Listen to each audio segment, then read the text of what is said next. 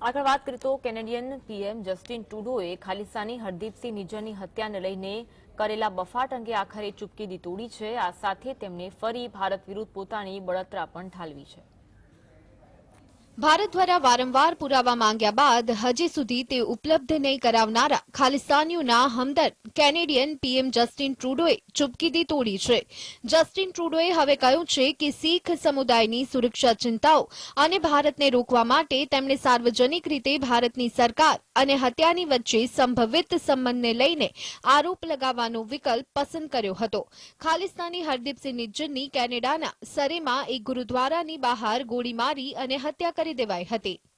ટ્રુડોએ એક ઇન્ટરવ્યુમાં જણાવ્યું કે તે દિવસ સંસદના હાઉસ ઓફ કોમન્સમાં આપેલો તેમનો સંદેશ કેનેડિયન લોકોને સુરક્ષિત રાખવા માટે એક વધારાના નિવારક પગલાં હતા।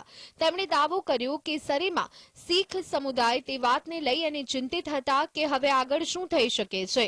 તેમણે એ પણ દાવો કર્યો કે તેમનું સાર્વજનિક નિવેદન સપ્તાહોની શાંત કૂટનીતિ બાદ આવ્યું છે, જેમાં ભારતની સાથે સર્વોચ્ચ સ્તરે આરોપોને ઉઠાવવા મુશ્કેલ હતા। જસ્ટિન ટ્રુડોના નિવેદન બાદ ભારત સરકાર અને કેનેડાના વડાપ્રધાનની વચ્ચે પહેલાથી તણાવપૂર્ણ સંબંધોને વધુ બગાડી નાખ્યા હતા।